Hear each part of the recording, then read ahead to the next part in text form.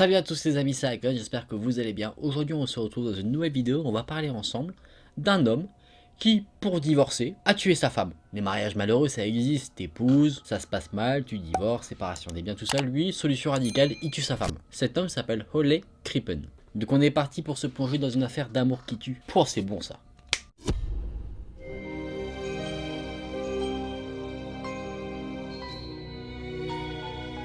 Krippen est né dans une riche famille américaine en 1862. Sa famille était protestante très pratiquante et Krippen a fait des études de médecine, tout bonnement classiques, et une fois qu'il a été diplômé, il a pratiqué dans un hôpital du Michigan. Là-bas, il a rencontré une jeune infirmière, Charlotte Bell, avec qui il s'est marié, mais le mariage n'a pas été déjà très heureux parce que Charlotte était d'une autre religion et elle était aussi pratiquante. Elle mourut en 1892. 6 mois plus tard, Krippen rencontre une nouvelle femme, Cora, qui est plus jeune que lui de 11 ans. Ils se sont mariés le 1er septembre 1892, effectivement il n'a pas attendu très longtemps, et Cora a dû subir une opération d'ablation des ovaires, ce qui faisait que Krippen ne pouvait pas avoir d'enfant. Ça a été un grand désespoir pour lui. En 1890, il y a eu une énorme crise économique aux États-Unis, ce qui fait que naturellement les gens ont moins de pouvoir d'achat, du coup Krippen voit sa clientèle diminuer petit à petit. Sa femme Cora, pour quand même emmagasiner des revenus, dit à son mari d'arrêter sa profession de médecin et de devenir une sorte de charlatan, à faire des arnaques,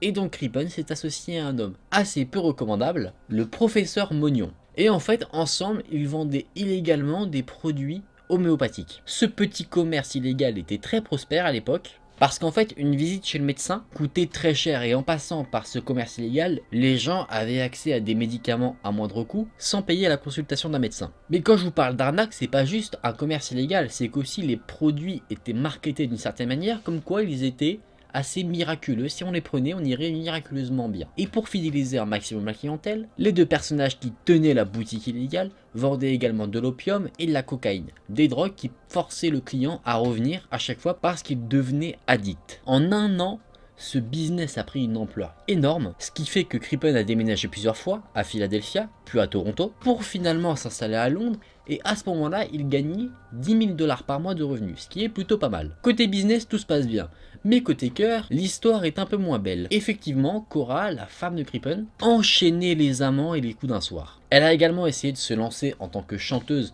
dans les music-halls, mais sa carrière n'a jamais décollé. Et pour vous dire de la toxicité de cette relation, Cora a fait une semaine dans un cabaret et ce cabaret a décidé de ne pas renouveler son contrat, de la prolonger. Donc elle a fait une semaine, ça a été un échec. Et elle, plutôt que de se remettre en question, elle a dit que tout ça c'était à cause de son mari. Sympa la femme. Après cela, déjà côté cas ça n'allait pas du tout, côté business ça a commencé aussi à perdre en valeur, c'est-à-dire que ses business étaient de moins en moins rentables. Et en plus de ça, sa femme, Cora, a commencé à boire, à devenir dépendante, ce qui la rendait totalement impossible à vivre. En 1901, pour se refaire, Krippen décide de retourner dans la voie légale de la médecine en intégrant l'Institut Drouet qui proposait des emplâtres qu'on mettait derrière son oreille qui étaient censés combattre la surdité des gens, c'est-à-dire le fait d'être sourd. Dans cet institut, Krippen a rencontré une femme, Ethel Lenève. Au bout de 3 ans de collaboration avec cette jeune femme, ils sont devenus amants. Mais pendant ces 3 ans, il s'en est passé des choses. La femme de Krippen, Cora, est devenue encore plus instable qu'elle ne l'était déjà auparavant. Cora méprisait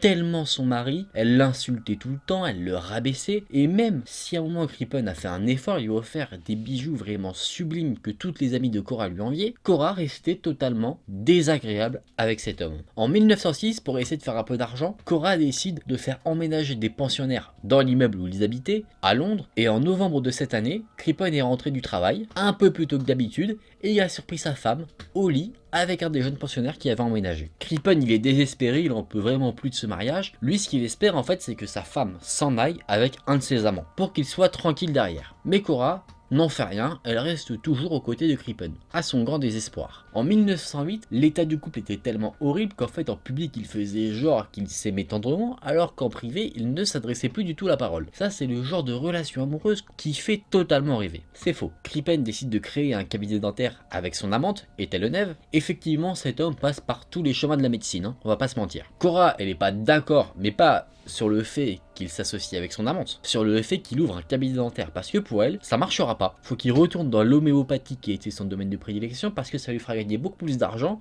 et qu'elle, du coup, elle pourrait encore plus en bénéficier. Cora est totalement attirée par la thune, et elle est tellement aveuglée qu'elle pense que Krippen s'est fait berner par Ethel Lenève, et qu'en fait c'était son idée, et qu'elle voulait juste faire son petit business et que Crippen lui était là pour payer les factures. Mais du côté d'Ethel Lenève, ce n'est pas tout rose non plus. D'abord, elle était contente d'être la maîtresse de l'homme, mais elle commence à avoir un peu plus d'ambition, elle veut vraiment être officiellement la compagne de Crippen, du coup elle lui met la pression pour qu'il quitte sa femme. Et là, problème. En 1909, Ethel Lenève tombe enceinte de Crippen, mais elle fait une fausse couche. Cora l'apprend, et du coup elle décide de faire parcourir bon nombre de rumeurs néfastes concernant Ethel Lenève. Pour Crippen, c'est l'élément de trop, il est habitué que sa femme s'en prenne à lui, et là qu'il s'en prenne à la personne qu'il aime vraiment, c'est vraiment quelque chose qui lui fait péter un câble. C'est précisément à ce moment-là qu'il se dit qu'il va assassiner sa femme. Le 19 janvier 1910, Crippen se rend dans une pharmacie pour acheter 5 granules de scopolamine. Quelques jours plus tard, le 31 janvier, il invite quelques amis à dîner et ce sera la dernière fois qu'on verra Cora en vie. Le 2 février 1910, Crippen écrit des lettres à des proches de sa femme, Cora, pour essayer un peu de noyer le poisson. Il leur dit que Cora a dû retourner en Amérique pour des affaires urgentes, notamment pour se rendre au chevet d'un parent malade. Un mois plus tard, Crippen continue dans ce mensonge en disant que cette fois-ci Cora est malade et que son état de santé était assez critique, donc potentiellement elle allait probablement mourir. Et c'est le 24 mars qu'il annonce publiquement que sa femme est décédée. Le lendemain de la disparition de Cora, Ethel Lenève a emménagé dans la maison de Crippen directement. Mais quelque chose a quand même assez surpris les gens, c'est que le 20 février, alors que Cora était censée être toujours en vie, Crippen a emmené Ethel Lenève à une soirée mondaine et elle arborait une broche appartenant à Cora. Et les amis de la défunte l'ont remarqué. Après l'annonce officielle du décès de Cora, les agissements de Crippen étaient assez étranges. Il paraissait assez suspicieux vis-à-vis des proches du couple, parce qu'il était incapable de donner précisément les causes du décès de sa femme, qui était maintenant plus de ce monde, et il disait à tout le monde que Cora était en Californie alors que sa famille résidait à New York, donc c'est pas à côté. Le récit de Crippen ne tient effectivement pas trop la route vis-à-vis des proches de Cora. En plus, encore un détail alarmant, Crippen disait que sa femme serait incinérée alors que c'était en dehors des convictions religieuses de sa femme décédée. On dirait qu'en fait Crippen avait prévu le meurtre mais n'avait pas prévu l'après. Le 30 juin 1910, la police a été prévenue des suspicions qui pesaient sur Crippen, mais voilà, ils n'ont pas forcément pris les choses très au sérieux. Ils ont d'abord pensé que Cora s'était enfuie parce que les divorces étaient très difficiles à obtenir à l'époque, mais l'inspecteur finalement a quand même décidé de rencontrer Crippen, ça faisait partie de son travail, donc il s'est dit pourquoi ne pas le faire. L'inspecteur s'est donc rendu au domicile de Crippen et il a rencontré son amante, Ethel Lenève. Elle portait toujours la fameuse broche qui appartenait à Cora, et vient enfin le dialogue entre l'inspecteur et Crippen. Et là encore une fois, Crippen va créer un mensonge qui va l'enfoncer encore plus. Il disait à moitié la vérité, à moitié des mensonges, il disait que Ethel était de base sa maîtresse, avec qui il avait une relation depuis avant la disparition de Cora. Il ajoute que son mariage était malheureux, mais que la disparition de Cora n'est pas forcément celle qu'il a dite. Il invente une autre version. Il dit qu'il a menti sur la version officielle qu'il a donnée, parce qu'en fait Cora serait, selon ce qu'il dit, partie aux États-Unis rejoindre un de ses amants, et que la situation était tellement embarrassante pour lui qu'il a préféré inventer justement cette histoire pour éviter une humiliation publique. Le domicile de Crippen est donc perquisitionné, mais rien de concret n'est trouvé, le mettant sur une liste de suspects approfondis ou pas. Durant les 2 jours qui ont suivi, l'inspecteur a regroupé un ensemble de dépositions, mais rien n'a attiré plus que ça sa curiosité. Effectivement, tout le monde savait que le mariage de Crippen et de Cora était pourri, totalement malheureux, que les deux ne s'en rendaient pas, même si eux essayaient de faire bonne figure en public, tout le monde avait cramé qu'ils ne s'entendaient pas du tout. L'inspecteur en conclut donc que Cora s'était donc bien enfuie avec un de ses amants, mais il décide quand même d'enquêter pour éclaircir certains points. Pour cela, il décide de se rendre une nouvelle fois au domicile de Crippen, sauf que cette fois-ci, la maison est inhabitée. Aucune trace de Crippen et aucune trace d'Ethel. La maison est donc fouillée de fond en comble, rien n'est trouvé, mais c'est dans la cave qu'il va y avoir quelque chose d'intéressant. C'est que dans un petit tas de charbon, les policiers ont découvert des restes humains recouverts de chaux. La chaux, c'est quelque chose qui est censé accélérer la décomposition d'un corps. Je dis bien qu'il n'y avait que des restes humains, car d'un cadavre, on n'a trouvé qu'un tronc désossé. Mais on a aussi découvert des petits indices par-ci par-là, notamment une mèche de cheveux longue de 15 cm qui était de couleur brun, à la racine et blond sur tout le reste de la longueur du cheveu, et on savait déjà que Cora se teignait les cheveux. Sur l'abdomen, on a pu remarquer une sorte de cicatrice qui était précisément la cicatrice qu'on aurait si on se faisait une ablation des ovaires. Les policiers commencent effectivement à se rapprocher un petit peu de l'identité du cadavre. Dans les restes, on trouve également des traces de scopolamine, les granules qu'avait acheté Crippen un petit peu avant. Et bien sûr, en fait, on a retrouvé les traces de cette commande parce que c'était un produit qui était assez rare, qu'on ne fournissait pas en libre service dans les pharmacies, du coup il fallait le commander. Et forcément, une commande, ça laisse des traces. On a donc retrouvé le nom de Crippen par rapport à cette commande. Sur le tronc qui restait, les os avaient été enlevés, et pour ce faire, il fallait déjà une grande force et aussi des connaissances reconnaissance chirurgicale. Et qui est médecin dans toute cette affaire? Crippen. Comme vous pouvez le voir, Crippen a tué sa femme, mais ce n'était pas un fin tueur. Il n'était pas très intelligent par rapport à cette situation. Il a fait vraiment énormément de maladresse. Déjà, en fait, la première visite de l'inspecteur l'a fait paniquer, du coup, il a décidé de fuir son habitation. Ensuite, pour passer inaperçu, parce qu'il était en compagnie de sa compagne, il a décidé qu'elle devrait se déguiser en garçon pour ne pas éveiller les soupçons. Ethel se fit donc couper les cheveux et elle portait un costume d'homme qui, étant trop petit, s'est craqué au moment où elle l'a essayé. Le couple était parti vers Bruxelles, où ils sont restés quelques jours, et le 15 juillet, Crippen a appris, par l'intermédiaire de la presse, que des restes avaient été trouvés dans son ancienne habitation. À ce moment-là, encore pris de panique, Crippen décide de prendre contact avec une agence de voyage, réserver 2 places sur un paquebot pour lui et son fils John, qui était en fait Ethel. Ce paquebot quittait la Belgique pour aller au Québec, et sur le bateau, ce couple n'a fait que attirer l'attention. Déjà, le capitaine du bateau trouvait que le fils John avait quand même des allures assez féminines. Il s'est donc procuré un exemplaire du fameux journal où on parlait des restes qui avaient été retrouvés, parce que dedans il y avait des photographies du docteur et de Ethel, et là forcément ça match. Du coup, le 22 juillet 1910, le capitaine envoie un message à Scotland Yard en disant qu'il a les 2 fugitifs à son bord. L'inspecteur qui était en charge de l'enquête a été prévenu, il a pris un bateau pour se rendre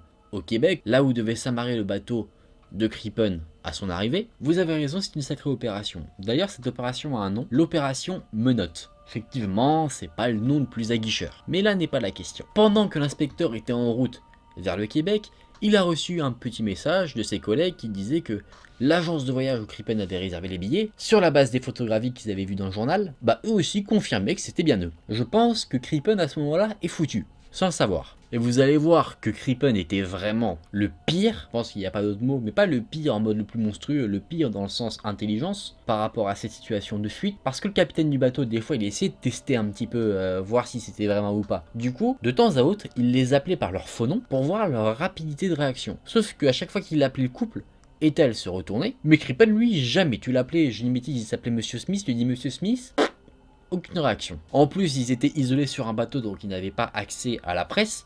Et il faut savoir que la presse internationale disait clairement où ils étaient. Donc en fait, ils pensaient ne pas être cramés, alors qu'en fait, tout le monde entier savait où est-ce qu'ils étaient. On a vu des meilleurs fugitifs quand même. Le paquebot où se trouvait Crippen est donc arrivé au Québec, mais là, l'inspecteur en charge de l'enquête l'attendait, et du coup, il a été arrêté avec Ethel Lenève à ce moment-là. Ils ont passé 19 jours en prison au Québec avant d'être rapatriés en Angleterre. Il faut savoir qu'il a fait bon nombre d'erreurs pendant sa fuite, qui ont permis justement son affiliation au meurtre de Cora. Déjà, sur le registre de commande de la petite granule qui a donné la mort à Cora, il a signé de son propre nom. Il n'a pas fait attention à bien faire disparaître le corps de sa femme, c'est ça qui a en fait été l'élément déclencheur à sa recherche active. Je vous disais qu'il avait utilisé de la chaux justement pour accélérer la décomposition, sauf qu'il a utilisé le mauvais produit, il a utilisé la mauvaise chaux. Parce qu'il y a la chaux vive, qui elle permet d'accélérer la décomposition, mais il y a la chaux classique qui elle permet d'entretenir le cadavre. Donc en fait, en faisant ce qu'il a fait, plutôt d'accélérer la disparition, il l'a ralenti. Ensuite, l'installation rapide de sa maîtresse dans sa maison, ça a éveillé les soupçons des proches de Cora qui eux étaient du coup très en colère parce qu'en plus elle portait ses vêtements, ses bijoux. Après aussi, il a totalement paniqué à la première visite de l'inspecteur chez lui, du coup il s'est enfui directement alors qu'en fait l'inspecteur quand il est venu le voir, c'était juste pour lui poser quelques questions, il n'avait rien du tout contre lui à ce moment-là. Aussi, grossière erreur de Crippen, c'est de vouloir habiller sa maîtresse en garçon pour essayer de la masquer au maximum, ce qui a eu plutôt l'effet contraire parce que le capitaine du bateau a avoué que s'ils étaient venus sur le bateau en tant que couple normal, ils n'auraient rien remarqué.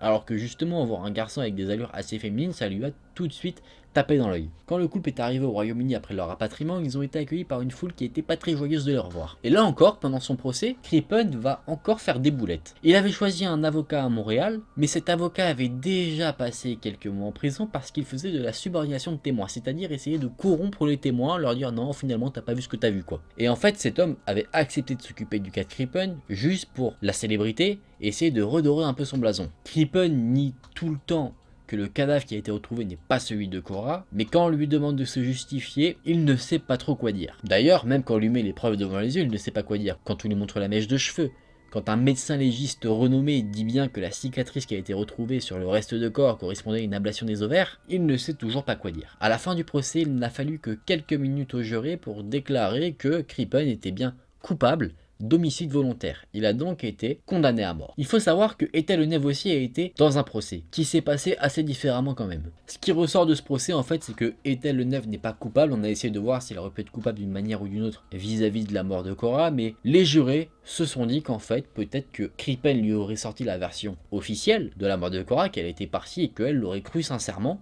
et du coup elle n'avait rien à voir avec cette histoire. Ce qui est assez étonnant avec cette affaire, c'est qu'en attendant qu'il subisse sa peine, la mentalité du public face à l'histoire de Crippen a été quelque peu modifiée. Au début, ils étaient très hostiles par rapport à lui, par rapport à ce qu'il avait fait, mais au fur et à mesure du temps, les gens ont commencé à ressentir de la sympathie pour cet homme. Ils ont même fait une pétition pour qu'il obtienne la grâce, qui avait recueilli 1500 signatures, mais le 19 novembre, Winston Churchill, qui était au pouvoir, a refusé catégoriquement. Et la ultime et dernière boulette de Crippen, c'est que 2 jours avant son exécution, il a tenté de se donner la mort. Pour ce faire, il a voulu utiliser ses lunettes, il les a cassées, il voulait se trancher les artères, mais le gardien de prison était attentif du coup, et il a pu l'en empêcher assez facilement. La sanction, la peine de mort de Crippen, a été réalisé le 22 novembre 1910. Il a ensuite été enterré avec une photographie de Ethel et quelques lettres qu'elle lui avait écrites. Et Ethel Lenève a ensuite disparu après ce moment-là, elle a disparu de la scène publique. Elle a juste participé à l'écriture d'un livre qui s'appelle La jeune fille qui aimait Crippen. Et à sa mort, en 1967 à l'âge de 84 ans, elle aurait demandé à être enterrée avec une photo de Crippen. Mais cette affaire a refait parler d'elle en 2007. Effectivement, des chercheurs de l'université du Michigan ont fait des tests ADN sur les 3 petites nièces de Cora, et il semblerait que ça ne matche pas du tout avec les restes qui a été retrouvés dans la cave de Crippen. En plus de ça, on aurait une supposition, c'est que Crippen faisait des avortements illégaux dans sa cave et qu'une de ses patientes serait décédée, d'où le fait qu'on ait trouvé quelque chose. En décembre 2009, bien qu'il y ait eu pas mal, d'enquête par rapport à ça pour voir si Crippen était innocent ou pas, la cour de révision a décidé de ne pas rouvrir l'enquête, clôturant donc cette affaire avec la conclusion que Crippen était bien coupable du meurtre de sa femme et que les restes c'était ceux de Cora. Voilà les amis, on a fini pour cette petite affaire, comme quoi je trouvais que c'est une affaire plutôt intéressante parce que le mec c'est pas un tueur dans l'âme, et ça se voit parce qu'il a fait tellement de boulettes, il a fait aucune préparation, c'est pas du tout un serial killer, c'est vraiment un meurtre. Tu te dis il a dû avoir une pulsion, quelque chose comme ça qui a fait qu'il a tué sa femme, mais derrière ça il avait pas prévu la suite du tout, et je pense que c'est pour ça aussi qu'il y a eu une certaine sympathie après son procès. Au début on le voyait peut-être comme un tueur sanguinaire, alors qu'en fait les gens ont remarqué que c'était pas un meurtrier, un tueur en série comme on peut en voir partout ailleurs. Bon les amis, on va clore ce dossier maintenant, l'affaire Crippen, et on va se mettre dans une ambiance un peu plus chill.